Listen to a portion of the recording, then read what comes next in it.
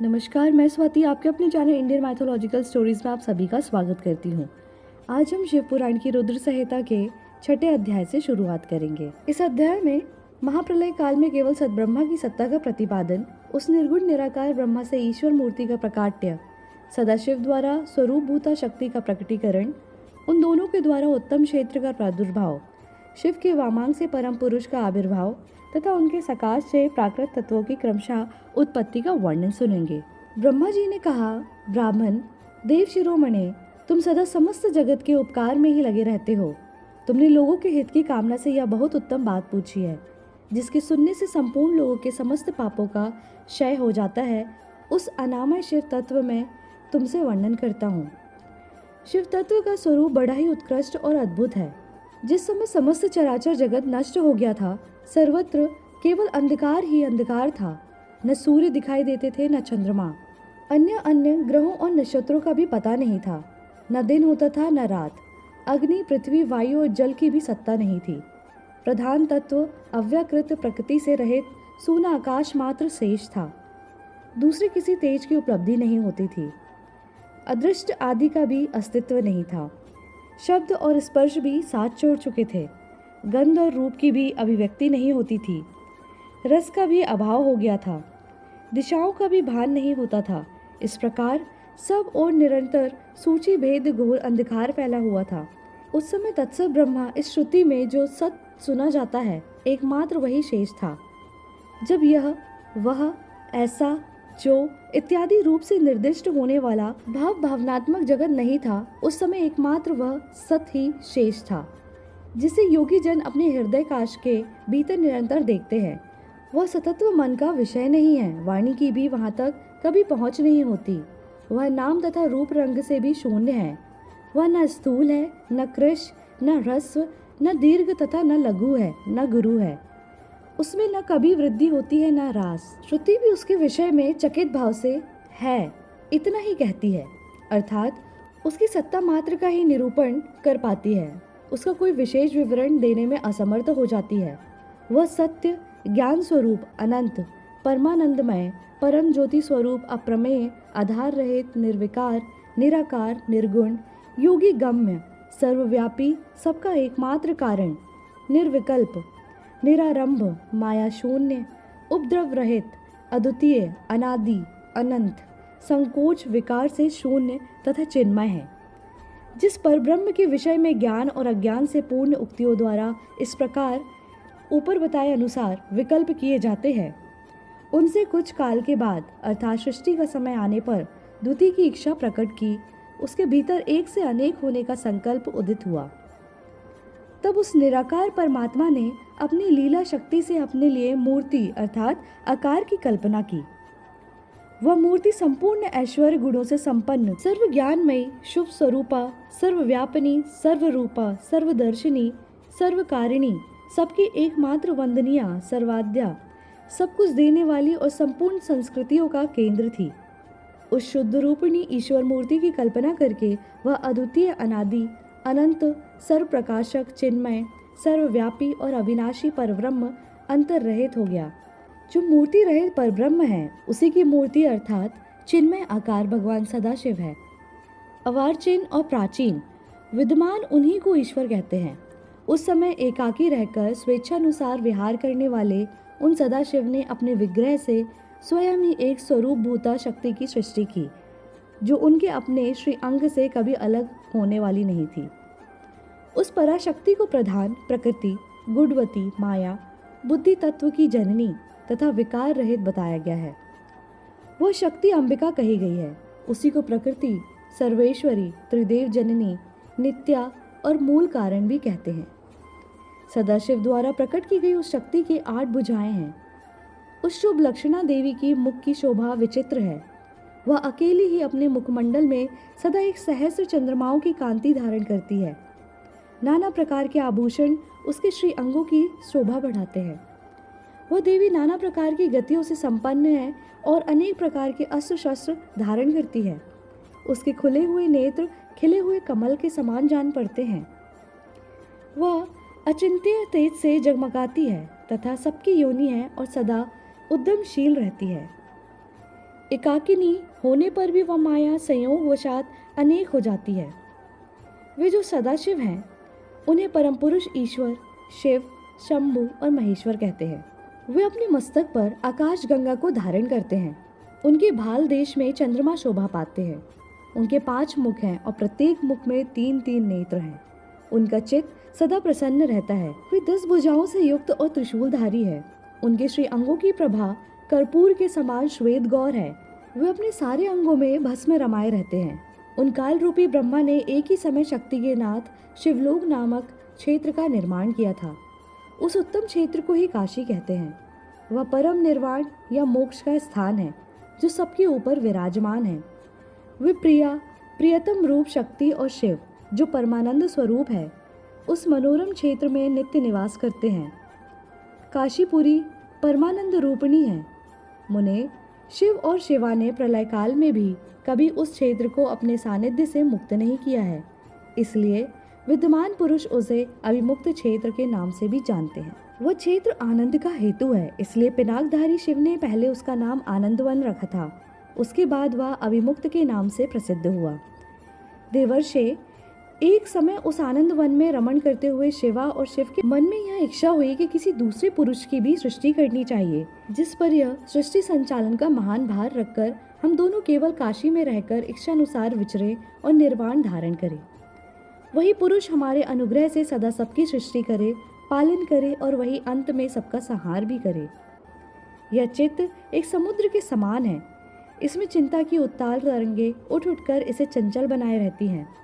इसमें सत्वगुण रूपी रत्न, तमोगुण रूपी ग्रह और रजोगुण रूपी मूंगे भरे हुए हैं। इस विशाल चित्त समुद्र को संकुचित करके हम दोनों उस पुरुष के प्रसाद से आनंद कानन अर्थात काशी में सुखपूर्वक निवास करें। यह आनंद वन वह स्थान है जहाँ हमारी मनोवृत्ति सब ओर से सिमटकर इसी में लगी हुई है तथा जिसके बाहर का जगत चिंता से आतुर प्रतीत होता है। ऐसा निश्चय करके शक्ति सहित सर्वव्यापी परमेश्वर शिव ने अपने वाम भाग के 10वें अंग पर अमृत मल दिया। फिर तो वहां से एक पुरुष प्रकट हुआ जो तीनों लोकों में सबसे अधिक सुंदर था।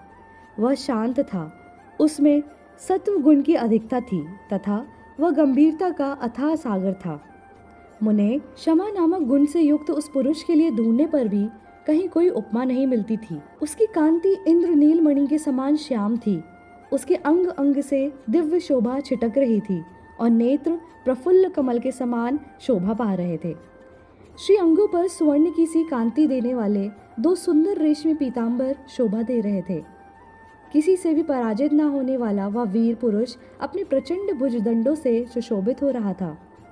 तदंतर उस पुरुष ने परमेश्वर शिव को प्रणाम करके कहा, स्वामिन, मेरे नाम निश्चित कीजिए और काम बताइए। उस पुरुष की यह बात सुनकर महेश्वर भगवान शंकर हंसते हुए मेघ के समान गंभीर वाणी से उससे बोले। शिव ने कहा, वत्स, व्यापक होने के कारण तुम्हारा विष्णु नाम विख्यात हुआ। इसके सिवा और भी बहुत से नाम होंगे जो भक्तों को सुख देने वाले होंगे। तुम सुस्थिर उत्तम तप करो, क्योंकि वही समस्त कार्यों का साधन है। ऐसा कहकर भगवान शिव ने श्वास मार्ग से श्री विष्णु को वेदों का ज्ञान प्रदान किया। तदंतर अपनी महिमा से कभी च्युत न होने वाली श्री हरि भगवान शिव को प्रणाम करके बड़ी भारी तपस्या करने लगे और शक्ति सहित परमेश्वर शिव भी पार्षद गणों के साथ वहां से अदृश्य हो गए। भगवान विष्णु ने सुदीर्घ काल तक बड़ी कठोर तपस्या की। तपस्या के परिश्रम से युक्त भगवान विष्णु के अंगों से नाना प्रकार की जलधाराएं निकलने लगीं। यह सब भगवान शिव की माया से ही संभव हुआ। महामुने, उस जल से सारा सोना आकाश व्याप्त हो गया। वह ब्रह्म रूप जल अपने स्पर्श मात्र से सब पापों का नाश करने वाला सिद्ध हुआ। उस समय थके हुए परम पुरुष विष्णु ने स्वयं उस जल में शयन किया। वे दीर्घ काल तक बड़ी प्रसन्नता के साथ उसमें रहे। नार अर्थात जल में शयन करने के कारण ही उनका नारायण यह श्रुति सम्मत नाम प्रसिद्ध हुआ। उस समय उन परम पुरुष नारायण के सिवा दूसरी कोई प्राकृत वस्तु नहीं थी। उसके बाद ही उन महात्मा नारायण देव से यथा समय सभी तत्व प्रकट हुए। महामते, विद्वन, मैं उन तत्वों की उत्पत्ति का प्रकार बता रहा हूँ। सुनो। प्रकृति से महतत्व प्रकट हुआ और महतत्व से तीनों गुण। इन गुणों के भेद से ही त्रिविध अहंकार की उत्पत्ति हुई। अहंकार से 5 तन्मात्राएं हुई और उन तन्मात्राओं से 5 भूत प्रकट हुए। उसी समय ज्ञानेंद्रियों और कर्मेंद्रियों का भी प्रादुर्भाव हुआ। मुनिश्रेष्ठ, इस प्रकार मैंने तुम्हें तत्वों की संख्या बताई है। इनमें से पुरुष को छोड़कर शेष सारे तत्व प्रकृति से प्रकट हुए हैं, इसलिए सब के सब जड़ हैं। तत्वों की संख्या 24 है। उस समय एकाकार हुए 24 तत्वों को ग्रहण करके वे परम पुरुष नारायण भगवान शिव की इच्छा से ब्रह्मरूप जल में सो गए। इसी से छठा अध्याय समाप्त होता है। 7वें अध्याय में हम भगवान विष्णु की नाभि से कमल का प्रादुर्भाव, शिव इच्छावश ब्रह्मा जी का उससे प्रकट होना, कमल नाल के उद्गम का पता लगाने में असमर्थ ब्रह्मा का तप करना, श्री हरि का उन्हें दर्शन देना, विवादग्रस्त ब्रह्मा विष्णु के बीच अग्नि स्तंभ का प्रकट होना तथा उसके ओर छोर का पता न पाकर उन दोनों का उसे प्रणाम करना।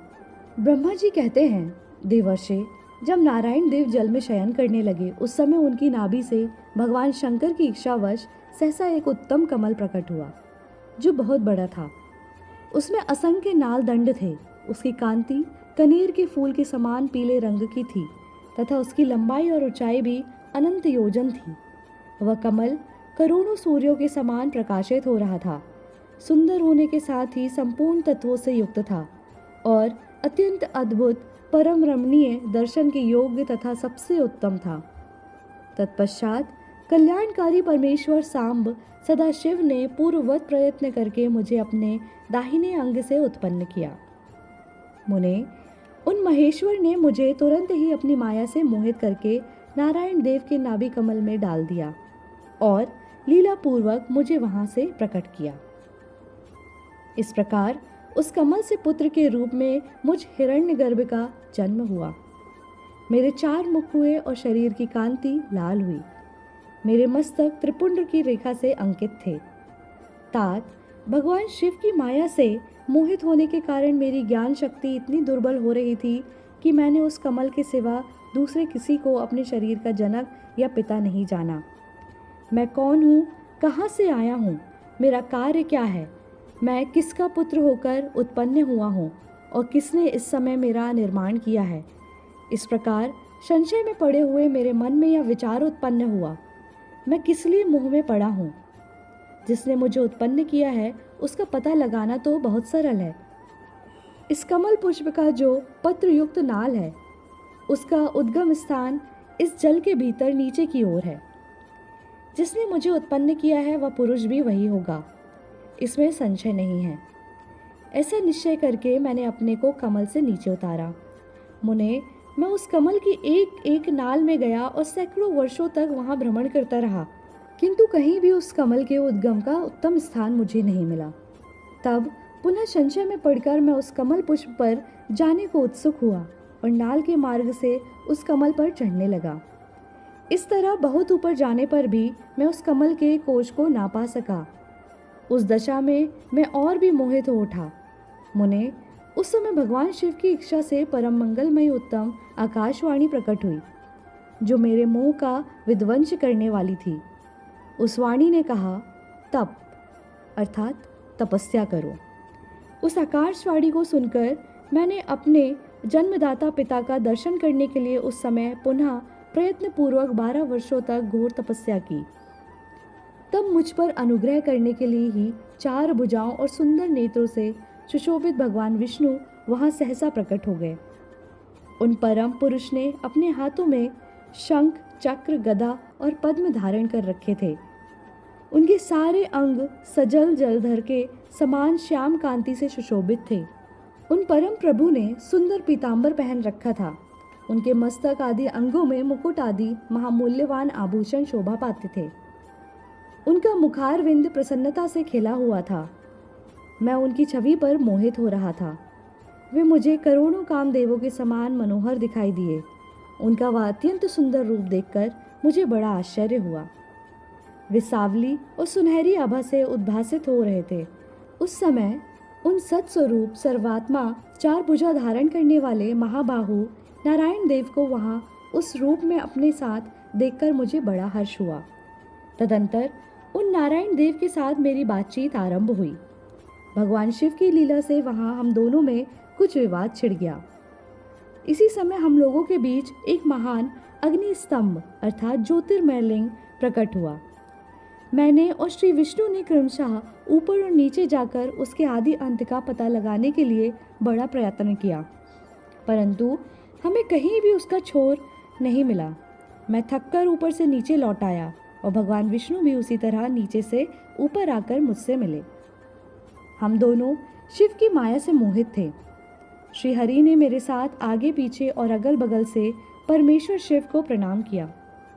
फिर वे सोचने लगे, यह क्या वस्तु है, इसके स्वरूप का निर्देश नहीं किया जा सकता, क्योंकि ना तो इसका कोई नाम है न कर्म ही है। लिंग रहित तत्व ही यहाँ लिंग भाव को प्राप्त हो गया है। ध्यान मार्ग में भी इसके स्वरूप का कुछ पता नहीं चलता। इसके बाद मैं और श्री हरि दोनों ने अपने चित्त को स्वस्थ करके उस अग्नि स्तंभ को प्रणाम करना आरंभ किया। हम दोनों बोले, महाप्रभु, हम आपके स्वरूप को नहीं जानते। आप जो कोई भी क्यों ना हो, आपको हमारा नमस्कार है। महेशान, आप शीघ्र ही हमें अपने यथार्थ रूप का दर्शन कराइए। मुनिश्रेष्ठ, इस प्रकार अहंकार से आविष्ट हुए हम दोनों ही वहाँ नमस्कार करने लगे और ऐसा करते हुए हमारे 100 वर्ष बीत गए। इसी से 7वां अध्याय समाप्त होता है। 8वें अध्याय में हम ब्रह्मा और विष्णु को भगवान शिव के शब्दमय शरीर का दर्शन का वर्णन सुनेंगे। ब्रह्मा जी कहते हैं, मुनिश्रेष्ठ नारद, इस प्रकार हम दोनों देवता गर्व रहित हो निरंतर प्रणाम करते रहे। हम दोनों के मन में एक ही अभिलाषा थी कि इस ज्योतिर्लिंग के रूप में प्रकट हुए परमेश्वर प्रत्यक्ष दर्शन दें। भगवान शंकर दीनों के प्रतिपालक, अहंकारियों का गर्व चूर करने वाले तथा सबके अविनाशी प्रभु हैं। वे हम दोनों पर दयालु हो गए। उस समय वहाँ उन सुरश्रेष्ठ से ओम ओम ऐसा शब्द रूप नाद प्रकट हुआ, जो स्पष्ट रूप से सुनाई देता था। वह नाद लुप्त स्वर में अभिव्यक्त हुआ। जोर से प्रकट होने वाले शब्द के विषय में यह क्या है, ऐसा सोचते हुए समस्त देवताओं के आराध्य भगवान विष्णु मेरे साथ संतुष्ट चित्त से खड़े रहे। वे सर्वथा बैर भाव से रहित थे। उन्होंने लिंग के दक्षिण भाग में सनातन आदि वर्ण आकार का दर्शन किया, उत्तर भाग में उकार का, मध्य भाग में मकार का और अंत में ओम इस नाद का साक्षात दर्शन एवं अनुभव किया। दक्षिण भाग में प्रकट हुए आदि वर्ण आकार को सूर्य मंडल के समान तेजोमय देखकर जब उन्होंने उत्तर भाग में दृष्टिपात किया, तब वहाँ उकार वर्ण अग्नि के समान दीप्तिशाली दिखाई दिया। मुनिश्रेष्ठ, इसी तरह उन्होंने मध्य भाग में मकार को चंद्रमंडल के समान उज्ज्वल कांति से प्रकाशमान देखा।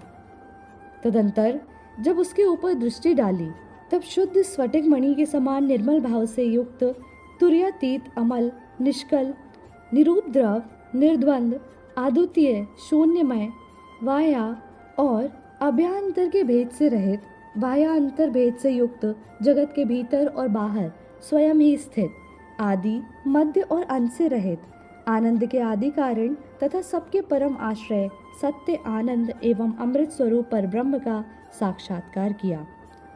उस समय श्री हरि यह सोचने लगी कि यह अग्नि स्तंभ यहाँ कहाँ से प्रकट हुआ है। हम दोनों फिर इसकी परीक्षा करें। मैं इस अनुपम अनल स्तंभ के नीचे जाऊंगा। ऐसा विचार करते हुए श्री हरि ने वेद और शब्द दोनों के आवेश से युक्त विश्व आत्मा शिव का चिंतन किया। तब वहाँ एक ऋषि प्रकट हुए, जो ऋषि समूह के परम सार रूप माने जाते हैं। उन्हीं ऋषि के द्वारा परमेश्वर श्री विष्णु ने जाना कि इस शब्द ब्रह्ममय शरीर वाले परम लिंग के रूप में साक्षात पर ब्रह्म रूप महादेव जी ही यहाँ प्रकट हुए हैं। ये चिंता रहित अथवा अचिंत्य रुद्र है, जहाँ जाकर मन सहित वाणी उसे प्राप्त किए बिना ही लौट आती है। उस पर ब्रह्म परमात्मा शिव का वाचक एकाक्षर अर्थात प्रणव ही है। वे इसके वाच्यार्थ रूप है। वह परम कारण रित सत्य आनंद एवं अमृत स्वरूप परात्पर पर ब्रह्म एकाक्षर का वाच्य है। प्रणव के एक अक्षर आकार से जगत के बीजभूत अंड जन्मा भगवान ब्रह्मा का बोध होता है। उसके दूसरे एक अक्षर उकार से परम कारण रूप श्री हरि का बोध होता है और तीसरे एक अक्षर मकार से भगवान नील लोहे शिव का ज्ञान होता है।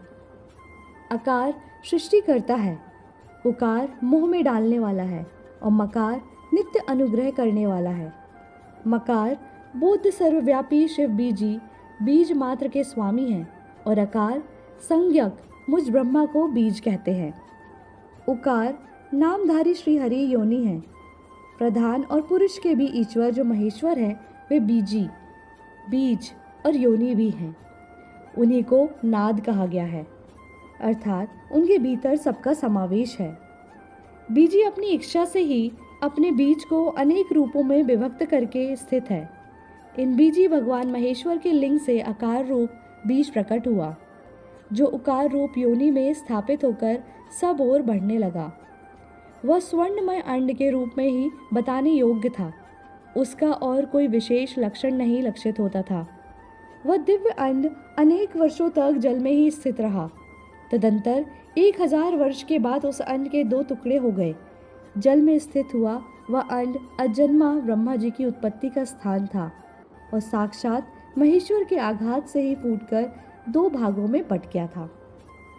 उस अवस्था में उसका ऊपर स्थित हुआ स्वर्णमय कपाल बड़ी शोभा पाने तथा वही धूलोक के रूप में प्रकट हुआ तथा जो दूसरा नीचे वाला कपाल था वही अब 5 लक्षणों से युक्त पृथ्वी है। उस अंड से चतुर्मुख ब्रह्मा उत्पन्न हुए, जिनकी क संज्ञा है। वे समस्त लोकों के सृष्टा है। इस प्रकार वे भगवान महेश्वरी अ, उ और माँ इन त्रिविध रूपों में वर्णित हुए हैं। इस अभिप्राय से उन ज्योतिर्लिंग स्वरूप सदाशिव ने ओम ओम ऐसा कहा। यह बात यजुर्वेद के श्रेष्ठ मंत्र कहते हैं। यजुर्वेद के श्रेष्ठ मंत्रों का यह कथन सुनकर ऋचाओं और साम मंत्रों ने भी हमसे आदरपूर्वक कहा, हे हरे, हे ब्राह्मण, यह बात ऐसी ही है। इस तरह देवेश्वर शिव को जानकर श्री हरि ने शक्ति संबोध मंत्रों द्वारा उत्तम एवं महान अभ्युदय से शोभित होने वाले उन महेश्वर देव का स्तवन किया। इसी बीच में मेरे साथ विश्वपालक भगवान विष्णु ने एक और भी अद्भुत एवं सुंदर रूप देखा। मुने, वह रूप 5 मुखों और 10 भुजाओं से अलंकृत था। उसकी कांति कर्पूर के समान गौर थी। वह नाना प्रकार की छटाओं से छविमान और भांति भांति के आभूषणों से विभूषित था। उस परम उदार महापराक्रमी और महापुरुष के लक्षणों से संपन्न अत्यंत उत्कृष्ट रूप का दर्शन करके मैं और श्री हरि दोनों कृतार्थ हो गए। तत्पश्चात परमेश्वर भगवान महेश प्रसन्न हो अपने दिव्य शब्दमय रूप को प्रकट करके हंसते हुए खड़े हो गए। आकार उनका मस्तक और आकार ललाट है। इकार दाहिना और ईकार बायां नेत्र है। उकार को उनका दाहिना और ऊकार को बायां कान बताया जाता है। ऋकार उन परमेश्वर का दाया कपोल है और ऋकार बायां। र और र ये उनकी नासिका के दोनों छिद्र हैं। एकार उन सर्वव्यापी प्रभु का ऊपरी ओष्ठ है और एकार अधर। ओकार और औकार ये दोनों क्रमशः उनकी ऊपर और नीचे की 2 दंत पंक्तियां हैं। और अहा उन देवादिदेव शूलधारी शिव के दोनों तालु हैं। क आदि 5 अक्षर उनके दाहिने 5 हाथ हैं और च आदि 5 अक्षर बाएं 5 हाथ। ट आदि और त आदि 5 अक्षर उनके पैर हैं। पकार पेट है। फकार को दाहिना पार्श्व बताया जाता है और बकार को बायां पार्श्व। भकार को कंधा कहते हैं। मकार उन योगी महादेव शंभु का हृदय है। य से लेकर श तक 7 अक्षर सर्वव्यापी शिव के शब्दमय शरीर की 7 धातुएं हैं।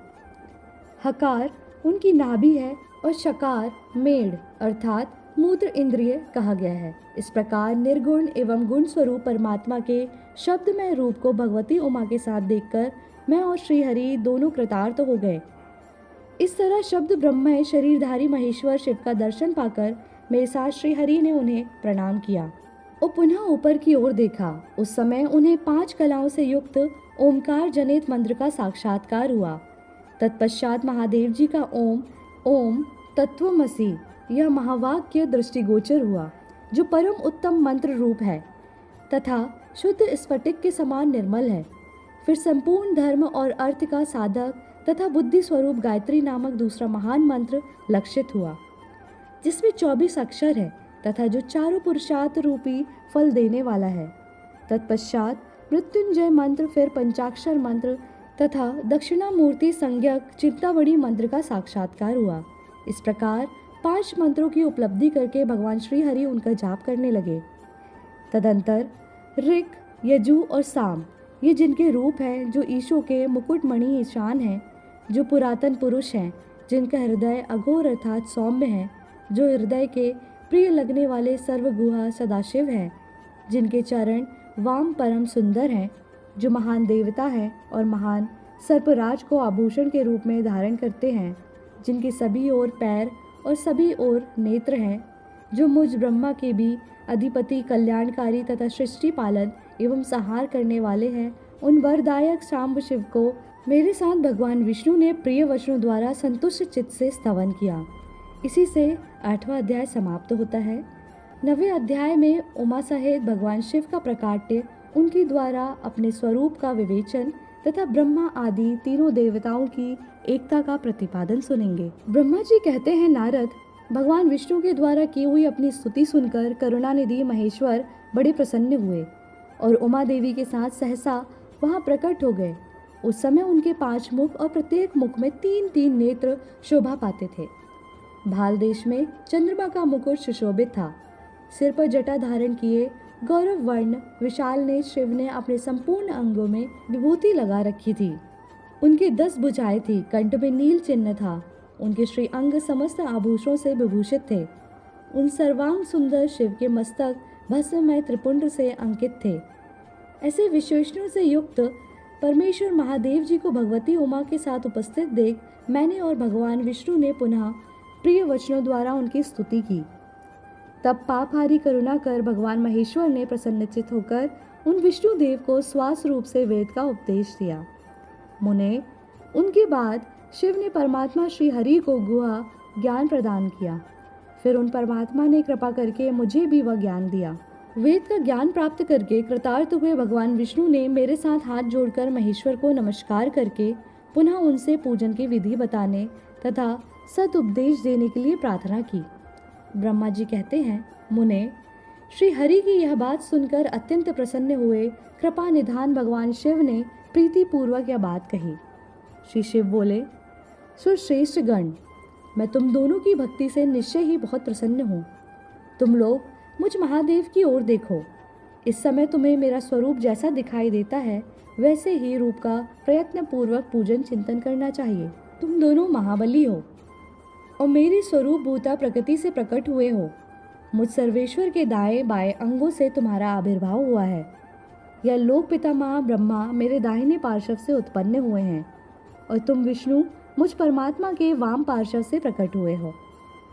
मैं तुम दोनों पर भलीभांति प्रसन्न हूँ और तुम्हें मनोवांछित वर देता हूँ। मेरी आज्ञा से तुम दोनों की मुझ में सदृढ़ भक्ति हो।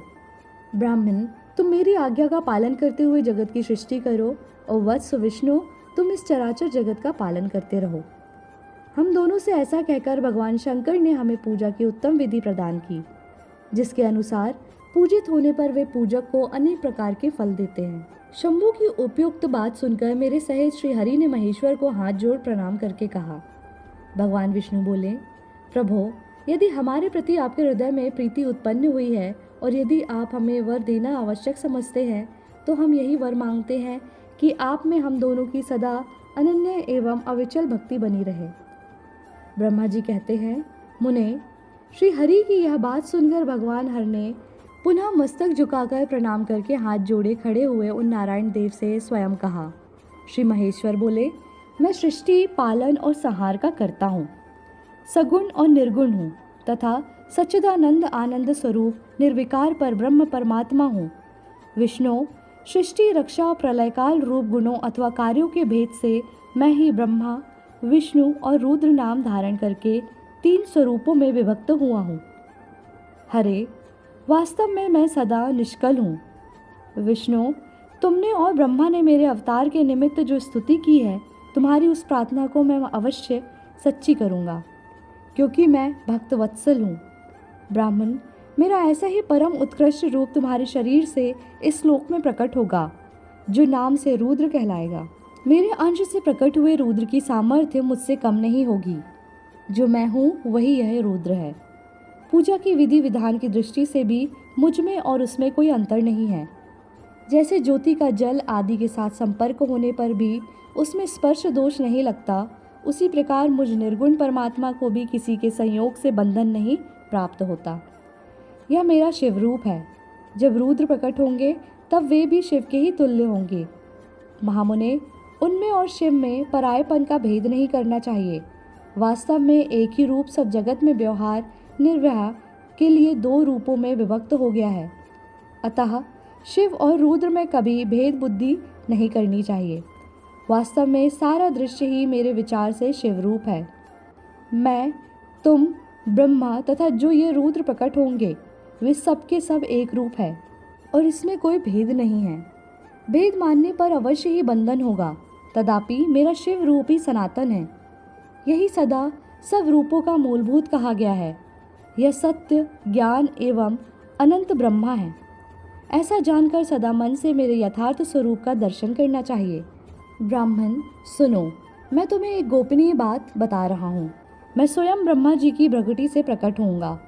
गुणों में भी मेरा प्रकाट्य कहा गया है। जैसा कि लोगों ने कहा है, हर तामस प्रकृति के हैं। वास्तव में उस रूप में अहंकार का वर्णन हुआ है। उस अहंकार को केवल तामस ही नहीं, वैकारिक अर्थात सात्विक भी समझना चाहिए, क्योंकि सात्विक देवगण वैकारिक अहंकार की ही सृष्टि है। यह तामस और सात्विक आदि भेद केवल नाम मात्र का है, वस्तुतः नहीं है। वास्तव में हर को तामस नहीं कहा जा सकता। ब्राह्मण, इस कारण से तुम्हें ऐसा करना चाहिए। तुम तो इस सृष्टि के निर्माता बनो और श्री हरि इसका पालन करें, तथा मेरे अंश से प्रकट होने वाले जो रुद्र हैं वे इसका प्रलय करने वाले होंगे। ये जो उमा नाम से विख्यात परमेश्वरी प्रकृति देवी हैं, इन्हीं की शक्ति भूता वाग देवी ब्रह्मा जी का सेवन करेंगी। फिर इन प्रकृति देवी से वहाँ जो दूसरी शक्ति प्रकट होगी वे लक्ष्मी रूप से भगवान विष्णु का आश्रय लेंगी। तदंतर पुनः काली नाम से जो तीसरी शक्ति प्रकट होगी वे निश्चय ही मेरे अंशभूत रुद्रदेव को प्राप्त होंगे। वे कार्य की सिद्धि के लिए वहाँ ज्योति रूप से प्रकट होंगी। इस प्रकार मैंने देवी की शुभ स्वरूपा पराशक्तियों का परिचय दिया। उनका कार्य क्रमशः सृष्टि, पालन और संहार का संपादन ही है। सुरश्रेष्ठ, ये सब की सब मेरी प्रिया प्रकृति देवी की अंशभूता हैं। हरे, तुम लक्ष्मी का सहारा लेकर कार्य करो। ब्राह्मण, तुम प्रकृति की अंशभूता वाग्देवी को पाकर मेरी आज्ञा के अनुसार मन से सृष्टि कार्य का संचालन करना चाहिए, और मैं अपनी प्रिया की अंशभूता परात्पर काली का आश्रय ले रुद्र रूप से प्रलय संबंधी उत्तम कार्य करूँगा। तुम सब लोग अवश्य ही संपूर्ण आश्रमों तथा उनसे भिन्न अन्य अन्य विविध कार्यों द्वारा चारों वर्णों से भरे हुए लोक की सृष्टि एवं रक्षा आदि करके सुख पाओगे। हरे, तुम ज्ञान विज्ञान से संपन्न तथा संपूर्ण लोक के हितैषी हो। अतः अब मेरी आज्ञा पाकर जगत में सब लोगों के लिए मुक्तिदाता बनो। मेरे दर्शन होने पर जो फल प्राप्त होता है वही तुम्हारा दर्शन होने पर भी होगा। मेरी यह बात सत्य है, सत्य है, इसमें कोई संशय के लिए स्थान ही नहीं है। मेरे हृदय में विष्णु है और विष्णु के हृदय में मैं हूँ। जो इन दोनों में अंतर नहीं समझता वही मुझे विशेष प्रिय है। श्री हरि मेरे बाएं अंग से प्रकट हुए हैं, ब्रह्मा का दाहिने अंग से प्रकाट्य हुआ है और महाप्रलयकारी विश्व आत्मा रुद्र मेरे हृदय से प्रादुर्भूत होंगे। विष्णु, मैं ही सृष्टि, पालन और संहार करने वाले रज आदि त्रिविध गुणों द्वारा ब्रह्मा, विष्णु और रुद्र नाम से प्रसिद्ध हो तीन रूपों में पृथक पृथक प्रकट होता हूँ। साक्षात शिव गुणों से भिन्न है, वे प्रकृति और पुरुष से भी परे हैं। अद्वितीय, नित्य, अनंत, पूर्ण एवं निरंजन परब्रह्म परमात्मा है। तीनों लोकों का पालन करने वाले श्री हरि भीतर तमोगुण और बाहर सत्वगुण धारण करते हैं। त्रिलोकी का संहार करने वाले रुद्रदेव भीतर सत्वगुण और बाहर तमोगुण धारण करते हैं, तथा त्रिभुवन की सृष्टि करने वाले ब्रह्मा जी बाहर और भीतर से भी रजोगुणी हैं। इस प्रकार ब्रह्मा, विष्णु तथा रुद्र इन तीन देवताओं में गुण हैं, परंतु शिव गुणातीत माने गए हैं। विष्णु, तुम मेरी आज्ञा से इन सृष्टिकर्ता पितामह का प्रसन्नता पूर्वक पालन करो। ऐसा करने से तीनों लोकों में पूजनीय होगे। इसी से 9वां अध्याय समाप्त होता है। 10वें अध्याय में हम श्री हरि को सृष्टि की रक्षा का भार एवं भोग मोक्ष दान का अधिकार दे भगवान शिव का अंतर्ध्यान होना सुनेंगे। परमेश्वर शिव बोले, उत्तम व्रत का पालन करने वाले हरे विष्णु, अब तुम मेरी दूसरी आज्ञा सुनो। उसका पालन करने से तुम सदा समस्त लोकों में माननीय और पूजनीय होगे और बने रहोगे। ब्रह्मा जी के द्वारा रचे गए लोक में जब कोई दुख या संकट उत्पन्न हो, तब तुम उन संपूर्ण दुखों का नाश करने के लिए सदा तत्पर रहना। तुम्हारे संपूर्ण दुस्सह कार्यों में मैं तुम्हारी सहायता करूंगा। तुम्हारे जो दुर्जय और अत्यंत उत्कट शत्रु होंगे, उन सबको मैं मार गिराऊंगा। हरे, तुम नाना प्रकार के अवतार धारण करके लोक में अपनी उत्तम कीर्तिका का विस्तार करो और सबके उद्धार के लिए तत्पर रहो। तुम रुद्र के देह हो और रुद्र तुम्हारा देह है। तुम में और रुद्र में कुछ भी अंतर नहीं है। जो मनुष्य रुद्र का भक्त होकर तुम्हारी निंदा करेगा, उसका सारा पुण्य तत्काल भस्म हो जाएगा। पुरुषोत्तम विष्णु, तुमसे द्वेष करने के कारण मेरी आज्ञा से सबको नरक में गिरना पड़ेगा। यह बात सत्य है, सत्य है, इसमें संशय नहीं है। तुम इस श्लोक में मनुष्यों के लिए विशेषतः भोग और मोक्ष प्रदान करने वाले और भक्तों को दे तथा पूज्य होकर प्राणियों का निर्गय और अनुग्रह करो। ऐसा कहकर भगवान शिव ने मेरा हाथ पकड़ लिया और श्री विष्णु को सौंपकर उनसे कहा, तुम संकट के समय सदा इनकी सहायता करते रहना। सबके अध्यक्ष होकर सभी को भोग और मोक्ष प्रदान करना तथा सर्वदा समस्त कामनाओं का साधक एवं सर्वश्रेष्ठ बने रहना। जो तुम्हारी शरण में आ गया वह निश्चय ही मेरी शरण में आ गया। जो मुझ में और तुम में अंतर समझता है वह अवश्य नरक में गिरता है। ब्रह्मा जी कहते हैं, देवर्षे, भगवान शिव का यह वचन सुनकर मेरे साथ भगवान विष्णु ने सबको वश में करने वाले विश्वनाथ को प्रणाम करके मंद स्वर में कहा। श्री विष्णु बोले, करुणा सिंधु जगन्नाथ शंकर, मेरी यह बात सुनिए। मैं आपकी आज्ञा के अधीन रहकर यह सब कुछ करूँगा। स्वामिन, जो मेरा भक्त होकर आपकी निंदा करे, उसे आप निश्चय ही नरकवास प्रदान करें। नाथ, जो आपका भक्त है वह मुझे अत्यंत प्रिय है। जो ऐसा जानता है उसके लिए मोक्ष दुर्लभ नहीं है। श्री हरि का यह कथन सुनकर दुखारी हर ने उनकी बात का अनुमोदन किया और नाना प्रकार के धर्मों का उपदेश देकर हम दोनों के हित की इच्छा से हमें अनेक प्रकार के वर दिए।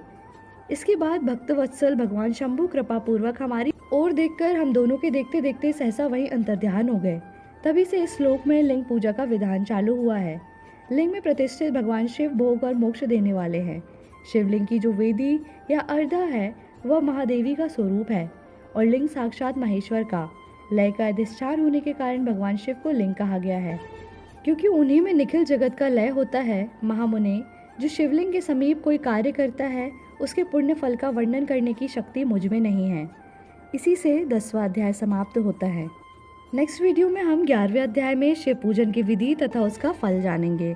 बोलिए हर हर महादेव।